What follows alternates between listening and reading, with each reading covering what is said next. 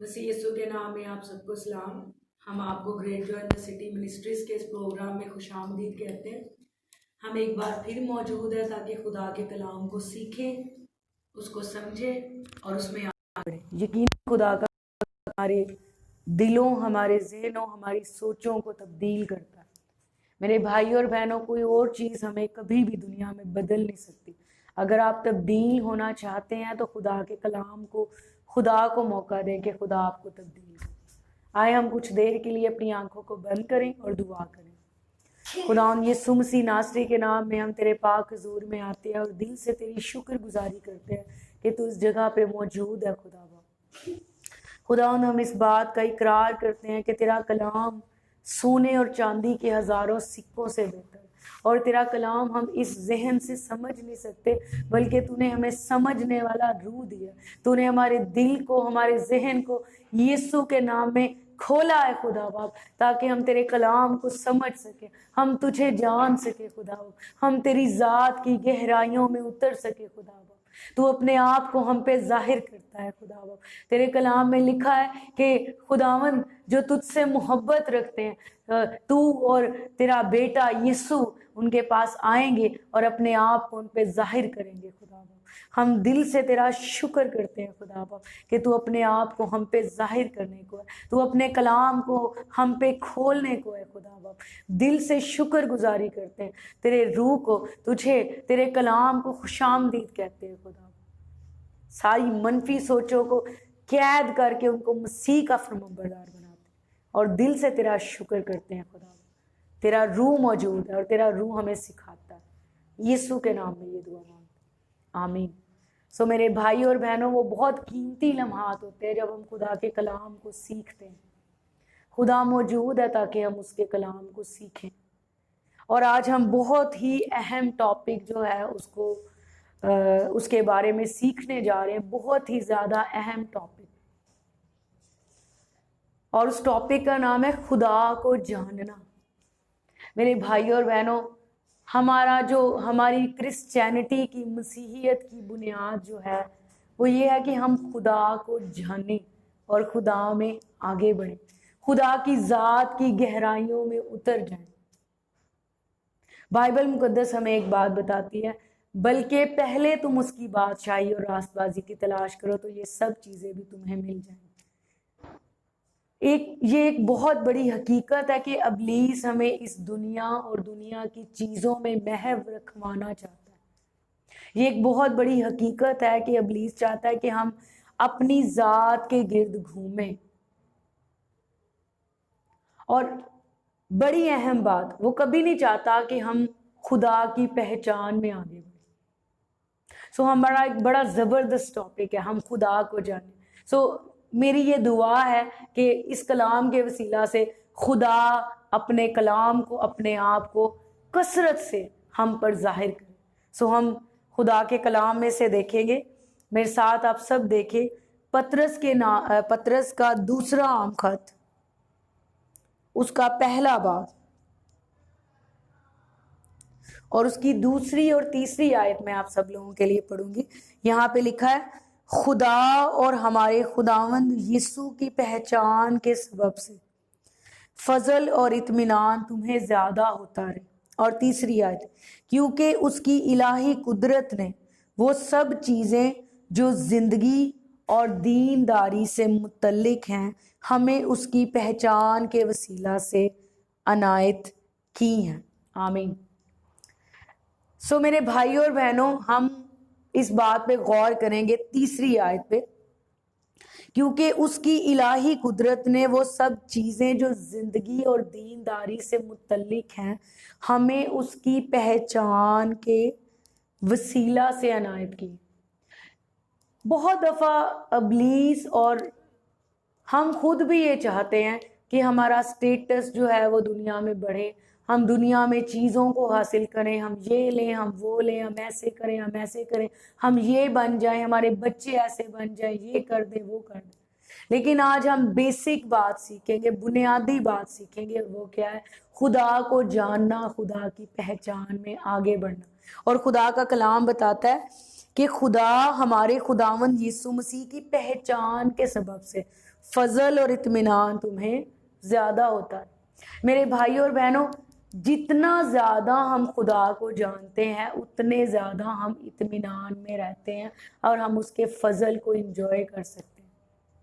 एक सवाल है, क्या ये मुमकिन है कि हम हमेशा इत्मीनान में रह सकते हैं, हम हमेशा खुश रह सकते हैं इस दुनिया में एक मुश्किल जिंदगी गुजारते हुए? एक सवाल है, क्या ये मुमकिन है कि आप हमेशा खुश रहें, आप हमेशा इत्मीनान में रहें?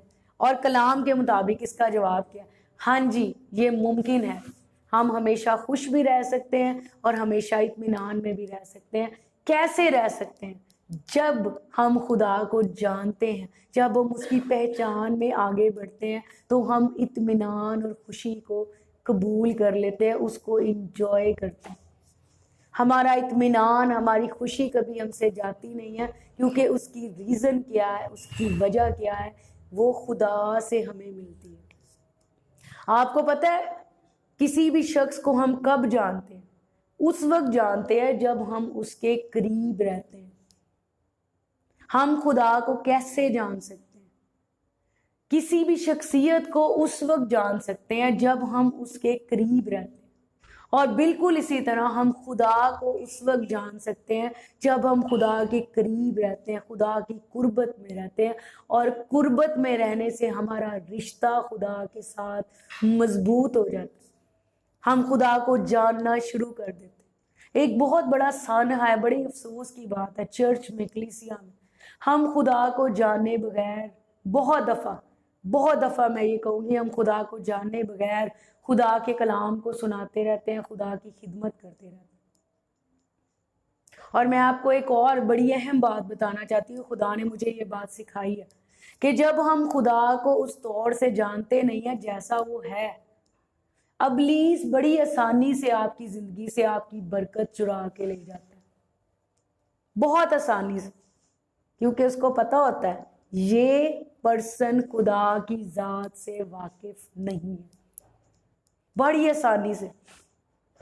क्या आप इस बात को जानते हैं कि इब्लीस को कलाम का पता है? हम उस वाकया को याद करते हैं जिसमें यीशु मसीह जो हैं, ठीक है, यीशु मसीह को 40 दिन और 40 रात फाका करने के बाद आखिर को उसे भूख लगी और फिर इब्लीस आया। जब आपकी कोई ज़रूरत होती है तो इब्लीस आता है आपको आजमाने के लिए। कुछ लोग ये समझते हैं कि नहीं जी, हम कलाम के मुताबिक नहीं अमल करेंगे, हम खुदा को उस वक्त कहेंगे खुदा को हमारी ज़रूरतों का पता है, हमें बड़ी ज़रूरत थी इसलिए हमने ये झूठ बोल दिया, इसलिए हमने ये गुनाह कर दिया। ज़रूरत का गुनाह के साथ कोई ताल्लुक नहीं है। यहाँ पे हमें नज़र आता है यीशु मसीह के पास इब्लीस आया कब? जब उसको भूख लगी, और उस वक्त उसकी ज़रूरत क्या थी? रोटी। लेकिन यीशु मसीह खुदा का कलमा, और यीशु मसीह जो है खुदा की ज़ात से वाकिफ था। यीशु मसीह बाप के साथ कनेक्शन में रहता था। हमें नजर आता है कैसे उसने इब्लीस का मुकाबला किया। इब्लीस उसको आगे कहता है, अगर तू खुदा का बेटा है तो फरमा के ये पत्थर रोटियां बन जाए। यीशु ने उसको क्या जवाब दिया? यीशु ने उसको कहा, आदमी सिर्फ रोटी, लिखा है आदमी सिर्फ रोटी ही से जीता ना रहेगा, बल्कि हर बात से जो खुदा के मुंह से निकलती। मेरे भाई और बहनों, हमें नजर आता है कलाम में। आए हम इस स्क्रिप्चर को देख लेते हैं। मत्ती की मार्फत इंजील, उसका चौथा बाब, और मैंने क्योंकि काफ़ी आयत पढ़ ली है इसलिए हम चौथी आयत से ही देखेंगे। लिखा है, उसने जवाब में कहा, ये यीशु के बारे में लिखा है, उसने जवाब में कहा, लिखा है कि आदमी सिर्फ रोटी ही से जीता ना रहेगा, बल्कि हर बात से जो खुदा के मुंह से निकलती। आपको पता है ये बाइबल मुकद्दस की आयत है जो यीशु मसीह ने इब्लीस को कही। जब हम खुदा को जानते हैं, जब हमें खुदा के कलाम का पता होता है, इब्लीस हमें धोखा नहीं दे सकता।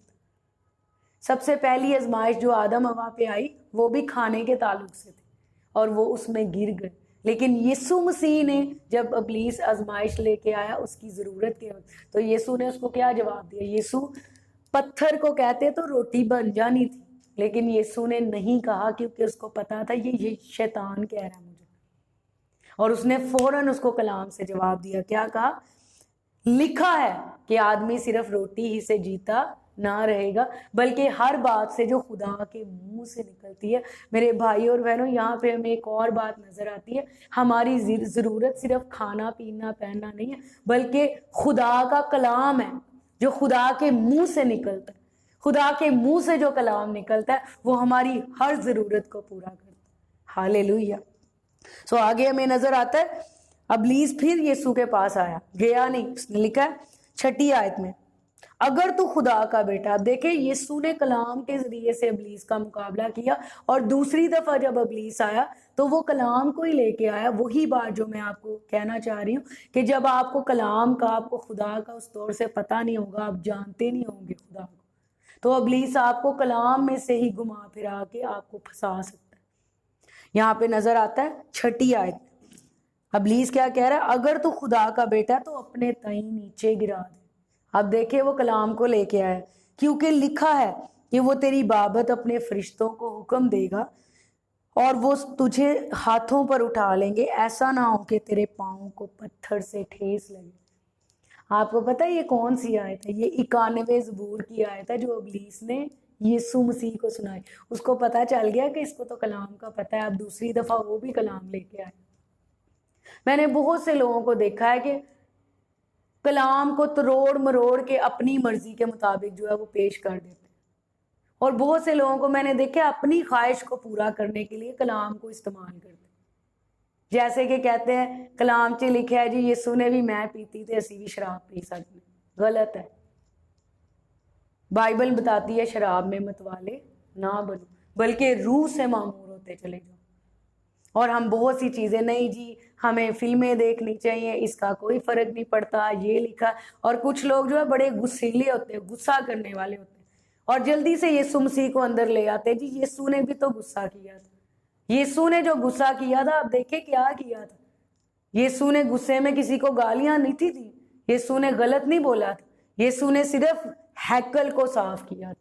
और लिखे उसने, उसको क्यों गुस्सा आया था, क्योंकि लिखे उस खुदा के घर की जो गैरत है, लिखा है उसको खा गई, इसलिए उसने खुदा के घर को उसने साफ किया था। ये नहीं उसने किया था कि किसी के लिए गलत किया या किसी को।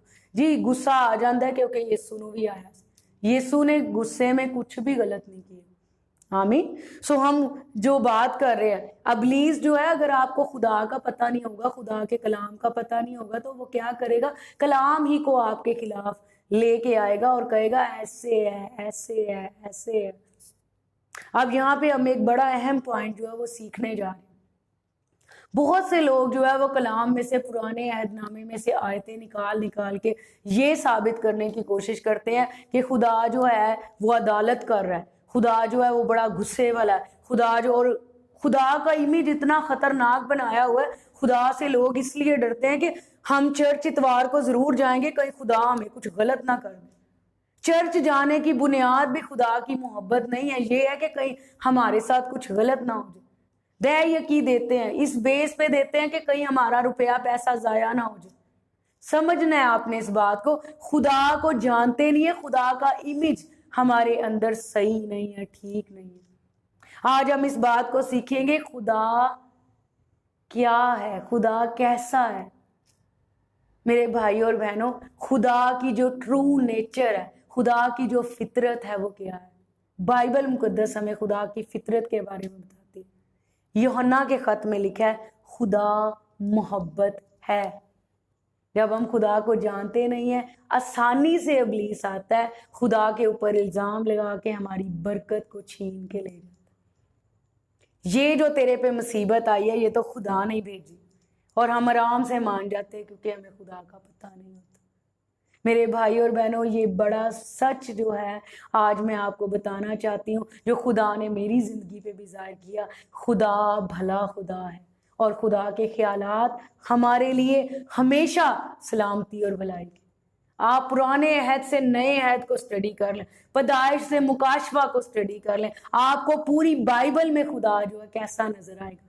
खुदा भला खुदा है। आए मैं पुराने अहदनामा में से एक आयत आपके लिए पढ़ना चाहूँगी, यिर्मयाह नबी के सहीफा में से, यिर्मयाह नबी का सहीफा, उसका 29वां बाब और उसकी 11वीं आयत में आपके लिए पढ़ूंगी, सफ़ा नंबर 743 पे आपको मिलेगा। यहाँ पे लिखा है, क्योंकि मैं तुम्हारे हक में अपने ख्यालात को जानता हूँ, खुदावन फरमाता है। कैसे ख्यालात है खुदा के हमारे बारे में? खुदावन फरमाता है यानी सलामती के ख्यालात, बुराई के नहीं, ताकि मैं तुमको नेक अंजाम की उम्मीद बख्शूं। देखे ये पुराने अहदनामे में लिखा है, मैं तुम्हारे हक में अपने ख्यालात को जानता हूं, यानी सलामती के ख्यालात, बुराई के नहीं, ताकि तुम्हें नेक अंजाम की उम्मीद बख्शूं। मेरे भाई और बहनों, एक बात याद रखें, हमारा खुदा मोहब्बत है। और अगर आप खुदा की सही फितरत को देखना चाहते हैं, अगर आप देखना चाहते हैं खुदा कैसा था, तो खुदा ने अपने आप को फुली तौर पे यीशु मसीह के अंदर जाहिर कर दिया। खुदा का बेटा यीशु मसीह जो है उसके जलाल का अक्स है। उसने पूरे तौर पे, यीशु मसीह ने पूरे तौर पे खुदा बाप को जाहिर किया है कि खुदा कैसा है। एक जगह फिलिप्पस ने जो है यीशु को कहा, हमें बाप को दिखा दे, बस यही हमें काफी है। तो यीशु ने उसको क्या जवाब दिया? फिलिप्पस, क्या तू मुझे नहीं जानता? जिसने मुझे देखा उसने बाप को देखा। मेरे भाई और बहनों, यीशु मसीह जो है पूरे तौर पे खुदा की जात का अक्स। हम एक आयत पढ़ेंगे जल्दी से, फिर हम उसके बाद इसमें आगे बढ़ेंगे। हमारे पास टाइम जो है वो शॉर्ट है। इब्रानियों के नाम लिखा गया खत, उसका पहला बाब और उसकी 2 और 3 आयत में आपके लिए पढ़ूंगी। लिखा है, इस जमाना के आखिर में हमसे बेटे की मार्फत कलाम किया, जिसे उसने सब चीजों का वारिस ठहराया और जिसके वसीला से उसने आलम भी पैदा किए, और उसके जलाल का परतो और उसकी जात का नक्श होकर सब चीजों को अपनी कुदरत के कलाम से संभालता। सो यीशु मसीह खुदा का बेटा जो है, उसकी जात का नक्श है, उसके जलाल का परतो। यीशु मसीह ने पूरे तौर पे जाहिर किया खुदा कैसा है। और आप अनाजील को ज्यादा से ज्यादा स्टडी करें, आपको खुदा की जात के बारे में पता चलेगा। हमारा खुदा कितना रहीम है और मोहब्बत से भरा हुआ है। एक जगह मैं आपको और दिखाती हूँ, लूका की मार्फत इंजील में देखे क्या लिखा हुआ है। कुछ लोग जो पुराने अहदनामे की आयात को ले लेके तो खुदा की जात के ताल्लुक से गलती जो है ना वो बयान करते जाते। लेकिन एक बात याद रखें, अगर हम खुदा को नहीं जानते, वही बात दोबारा से इब्लीस आपको बड़ी जल्दी धोखा दे सकता। और दूसरी बात, अगर आपने खुदा के ताल्लुक से गलत नॉलेज लिया हुआ है, फिर आपका ईमान भी उसके ताल्लुक से गलत होगा। और फिर उसके दायरे में रहते हुए, उस गलत ईमान के दायरे में रहते हुए इब्लीस आपकी बरकतें चुराता रहेगा।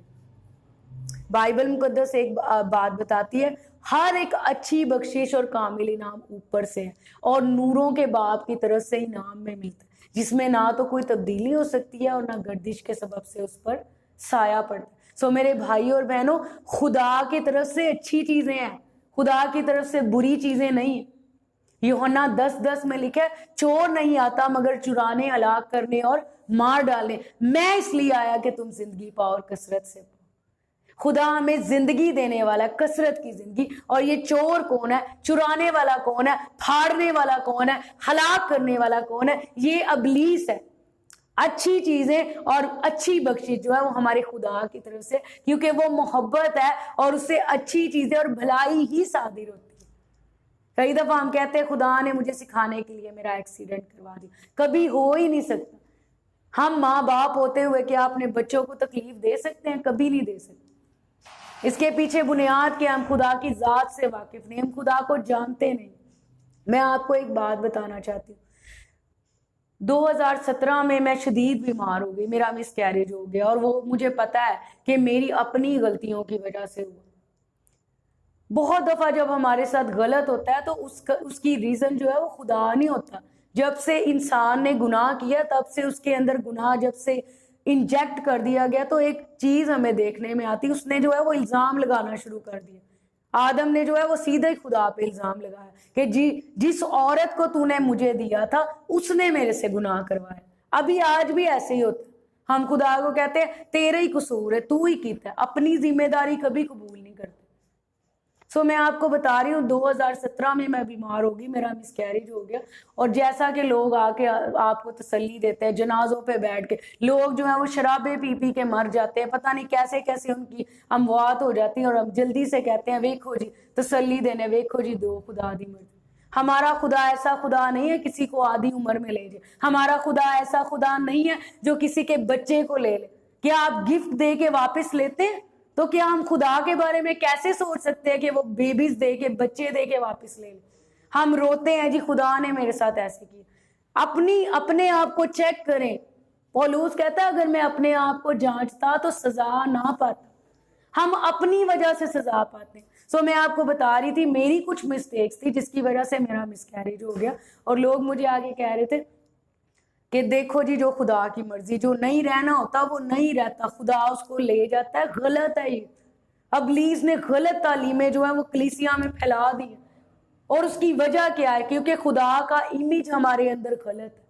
हम खुदा के वो जानते नहीं है, और जो सुनी सुनाई बातें हैं उन्हीं पे अमल करके हम सोचते हैं हाँ हाँ खुदा ने ऐसे किया। मैंने उनको कहा नहीं, एक आंटी जी मुझे कह रही थी, और मैंने उनको कहा नहीं आंटी जी, मुझे पता है कि ये मेरी वजह से हुआ है, मैं इसकी जिम्मेदारी कबूल करती हूँ। मैंने मिस्टेक्स की हैं, खुदा ने ये बरकत मुझसे नहीं ली। याकूब के खत में लिखा है कि हर अच्छी बख्शिश और कामिल इनाम ऊपर से है, नूरों के बाप की तरफ से इनाम में मिलता है। और उसके आगे लिखा है, आप बाद में ये पढ़ सकते हैं, जिसमें ना तो कोई तब्दीली हो सकती है और ना गर्दिश के सबब से उस पर साया पड़ता। मेरे भाई और बहनों, जो बरकत खुदा आपको देता है वो कोई नहीं आपसे छीन सकता। हाँ, अगर आपका खुदा के ताल्लुक से इमेज ठीक नहीं है, आप खुदा को जानते नहीं, तो फिर इब्लीस चुरा के ले जाएगा। ये है। और मैं आपको अपनी गवाही बता रही हूँ कि उस वक्त मैंने खुदावन को कहा, मैं कहा खुदावन मेरी वजह से तुझे जलाल नहीं मिला, खुदावन मुझसे गलती हुई है, मैं जानती हूँ कि तू भला खुदा है, तूने मेरे साथ गलत नहीं किया। और मैं आपको बता रही हूँ 9 मंथ्स के बाद खुदा ने दोबारा मुझे बरकत दी। 9 महीनों के बाद खुदा ने दोबारा मुझे बरकत दी, और खुदा ने मुझे बेटे की बरकत दी जो अभी भी मेरे पास है। और उस वक्त भी इब्लीस ने बड़ी कोशिश की कि मुझे मार दे, मेरे बेटे को मार दे, और ये मुझे यकीन दिलाए कि खुदा अच्छा नहीं।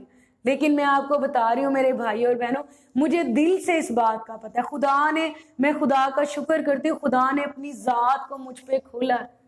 मैंने खुदा को कहा खुदा मुझे पता है तू भला खुदा, जो कुछ भी इब्लीस करे मुझे पता है तू भला खुदा है। कलाम ये बताता है तू भला खुदा है, तू मेरे लिए, मेरे बच्चों के लिए भलाई और सलामती के मंसूबे रखता है, और मेरे खुदा ने ये किया। कलाम के मुताबिक कलाम पूरा हुआ। कलाम ही फतह पाता है, खुदा ही फतह पाता है। यकीनन जैसे बाइबल मुकद्दस में लिखा हुआ है, यीशु ने हमें आज़ाद कर दिया, मुझे आज़ाद कर दिया गया। और मैंने अपनी बेटे की बरकत, जो इब्लीस ने किसी तरह कोशिश की थी मुझे डिस्करेज करने की और मेरे अंदर जो है वो खुदा का इमेज खराब करने की, वो और ज़्यादा खुदा के कलाम के वसीला से मजबूत हो गया जब मैंने अपनी जिम्मेदारी कबूल की कि हाँ खुदावन तूने मेरे साथ ऐसे नहीं किया, बल्कि ये मेरी अपनी गलती थी। मेरे भाई और बहनों, अगर आज आप बुरे हालात में, आप जो है वो हालातों का सामना कर करके उनसे तंग आ गए, तो एक बात याद रखें, अपने आप को चेक करें, क्या वो बात है जो खुदा आपको करने के लिए कह रहा है आप नहीं कर रहे? क्या आपके अंदर खुदा का इमेज दुरुस्त है? क्या आप खुदा को ही गलत तो नहीं समझ रहे? अगर खुदा को ही आप अपना दुश्मन समझेंगे तो कौन है जो आपकी मदद करेगा? कोई भी नहीं। अगर खुदा को ही आप बीमारी भेजने वाला समझेंगे तो कौन है जो आपको शिफा देगा? कोई भी नहीं। जबकि बाइबल मुकद्दस इसके बिल्कुल ऑपोजिट बताती है। बाइबल में क्या लिखा है? यीशु इसलिए आया कि हम जिंदगी पाएं और कसरत से पाएं। लिखा है यीशु ने आप हमारी तमाम कमजोरियां ले ली और बीमारियां उठा ली। अगर आप यीशु की जिंदगी को स्टडी करें तो जगह जगह लिखा हुआ है। एक बंदा आया, उसने यीशु के आके क्या कहा? यीशु ने उससे पूछा तू क्या चाहता है मैं तेरे लिए करूं? और यीशु ने उसको क्या कहा? उसने यीशु को क्या जवाब दिया? मैं चाहता हूं कि तू मुझे शिफा दे। और यीशु ने उसको क्या कहा? यीशु ने कहा मैं चाहता हूं कि तू शिफा पा जाए, और वो फौरन ठीक हो गया। हमें नजर आता है जगह जगह यीशु ने लोगों को शिफा दी, बीमारों को शिफा दी, लंगड़ों को अच्छा किया। अगर वो यही चाहता कि ये बीमार रहते ये ऐसे रहते, ये ऐसे ना होते, ये ठीक ही ना होते, तो कैसे यीशु जो है ना वो उनको शिफा दे। यीशु मसीह खुदा की जात का, अगर आप खुदा को पूरे तौर पे देखना चाहते हैं खुदा कैसा है, तो यीशु मसीह की जिंदगी को स्टडी करें, आपको नजर आएगा। सो हम लूका की मार्फत इंजील, मैंने आपको कहा था ये आखिरी आयत में पढ़ती जाऊं, लूका की मार्फत इंजील उसका 9वां बाब, यहाँ पे देखिए कितनी जबरदस्त बात लिखी। 51वीं आयत से मैं आपके लिए पढ़ूंगी। ठीक है, जब वो दिन नजदीक आए कि वो ऊपर उठाया जाए, तो ऐसा हुआ कि उसने यरूशलेम जाने को कमर बांधी और अपने आगे कासिद भेजे। वो जाकर सामरियों के एक गांव में दाखिल हुए ताकि उसके लिए तैयारी करें, लेकिन उन्होंने उसे टिकने ना दिया क्योंकि उसका रुख यरूशलेम की तरफ था। ये देखकर उसके शागिर्द याकूब और यूहन्ना ने कहा, ए खुदावन, क्या तू चाहता है कि हम हुक्म दें कि आसमान से आग नाजिल होकर उन्हें भस्म करे, जैसा एलिया ने किया था? ये ब्रैकेट में लिखा हुआ है। मगर उसने फिर कर उन्हें झिड़का और कहा, क्या तुम नहीं जानते कि तुम कैसी रूह के हो? क्योंकि इब्ने आदम लोगों की जान बर्बाद करने नहीं बल्कि बचाने आया। सो मेरे भाई और बहनों, यहाँ पे साफ साफ लिखा है, यहाँ पे पुराने अहदनामे का भी जिक्र हुआ है। यीशु मसीह को उन्होंने दाखिल नहीं होने दिया एक शहर में, और उसके शागिर्द उसको क्या कह रहे हैं, क्या तू चाहता है कि हम भी एलिया की तरह आग नाजिल करें और वो इनको खा जाए? लेकिन यीशु ने उनको क्या कहा, तुम्हें नहीं पता तुम किस रूह के हो? यीशु ने उनको डांटा, छिड़का। बहुत दफा हम पुराने अहदनामे के नबियों ने जो किया, हम उन चीजों को ले लेके खुदा का इमेज बना लेते हैं। खुदा ऐसा था, आग से भस्म कर, जैसे एलीशा ने भी जो है ना, वो बच्चे उसको तंग कर रहे थे और उसने रीछनियों को जो है ना वो बच्चों पे छोड़ दिया, और कितने बच्चों को उन्होंने फाड़ दिया। ये खुदा की मर्जी नहीं थी, हम इसको मिसअंडरस्टैंड करते हैं। एलिया ने भी अगर आग से लोगों को मारा तो ये खुदा की मर्जी नहीं थी, खुदा ने उसको ये नहीं कहा था, ये बाइबल में नहीं लिखा। और यहाँ पे हमें साफ साफ नजर आता है खुदा का कलाम जो है वो इसको सपोर्ट नहीं करता कि एलिया ने दुरुस्त किया था। यीशु ने उनको क्या कहा? यीशु ने उनको झिड़का, क्या तुम्हें नहीं पता तुम किस रूह के हो? इब्ने आदम लोगों को बर्बाद करने नहीं आया बल्कि लोगों को बचाने आया। यूहन्ना की इंजील में देखे तीसरे बाब में, तीसरे बाब की 16वीं आयत, जो बड़ी मशहूर आयत है, लिखा है, क्योंकि खुदा ने दुनिया से ऐसी मोहब्बत रखी कि अपना इकलौता बेटा बख्श दिया, ताकि जो कोई उस पर ईमान लाए हलाक ना हो बल्कि हमेशा की जिंदगी पाए। क्योंकि खुदा ने बेटे को दुनिया में, आगे से कोई आयत पढ़ता ही नहीं है लेकिन मैं ये पढ़ूंगी जरूर, लिखा है, क्योंकि खुदा ने बेटे को दुनिया में इसलिए नहीं भेजा कि दुनिया पर सजा का हुक्म करे, बल्कि इसलिए कि दुनिया उसके वसीला से नजात पाए। सो मेरे भाई और बहनों, खुदा हमसे शदीद मोहब्बत करता है। जब हम खुदा के करीब होते हैं तो हम उस मोहब्बत को एंजॉय करते हैं। फिर खुदा का इत्मीनान, खुदा की खुशी हमेशा हमारे साथ रहती है। बहुत दफ़ा हम उदास हो जाते हैं, उसकी रीज़न क्या है? हमारी खुशी, हमारा इत्मीनान खुदा के साथ जुड़ा नहीं होता, चीज़ों के साथ और दुनिया के साथ जुड़ा होता है। सो दुनिया की चीज़ें कभी आती हैं, कभी चली जाती है, कभी आती हैं, कभी चली जाती है। लेकिन मेरे भाई और बहनों, अगर आप अबदी खुदा के साथ अपने आप को जोड़ेंगे, अगर आप उसके साथ रिलेशन में मजबूत होंगे, अगर आप उसको जानने के लिए अपने आप को पेश करेंगे, आपके सारे मसाइल हल हो जाएंगे। खुदा ने मुझे एक बात सिखाई, हमारे मसाइल की वजह हमारे हालात नहीं है, लोग नहीं है, चीज़ें नहीं है। हमारे मसाइल की वजह हमारा खुदा को ना जानना। हम खुदा को जानते नहीं, इसलिए हम मसलों में फंसे रहते हैं। जब हम खुदा को, खुदा के कलाम को जानेंगे तो खुदा फौरन हमें उसमें से निकाल लेगा। आमीन। सो आए हम इस चीज़ के लिए दुआ करें कि खुदा अपनी ज़ात को, अपने आप को और ज़्यादा हम पे खोले, हम खुदा उनकी ज़ात की गहराइयों में उतर जाएं, हम उसके कलाम में मजबूत हो जाए, ताकि कभी भी अबलीस धोखा दे के हमारी बरकत हमसे छीन ना ले। आए हम दुआ करें। खुदा यीशु मसीह नासरी के नाम में हम तेरे पाक हुजूर में आते हैं खुदा, और दिल से तेरा शुक्र करते हैं तेरे कलाम के लिए खुदा। हम दुआ करते हैं खुदा, तेरे बेटे और बेटियां जितनों ने ये कलाम सुना है और जो ये कलाम सुनेंगे, यीशु मसीह नासरी के नाम में ये कलाम उनकी जिंदगियों में गहरा हो जाए खुदा बाप, वो उसमें जड़ पकड़े और तामीर हो खुदा बाप। इब्लीस किसी भी तौर से ये कलाम चुराने ना पाए खुदा बाप।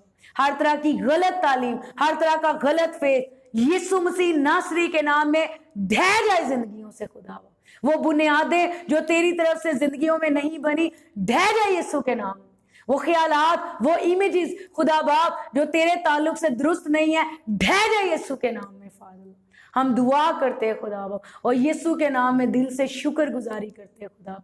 तो खुदा बाप अपने आप को अपने बच्चों पे खोलता है, क्योंकि तेरी ये मर्जी है खुदा बाप। तेरे कलाम में लिखा कि तू अपने आप को जाहिर करता है। यकीनन खुदावन तू लामहदूद खुदा है, लेकिन खुदा बाप तू अपने आप को खोलता है खुदा बाप, क्योंकि तू रहीम है और तू हमसे शदीद मोहब्बत करता है।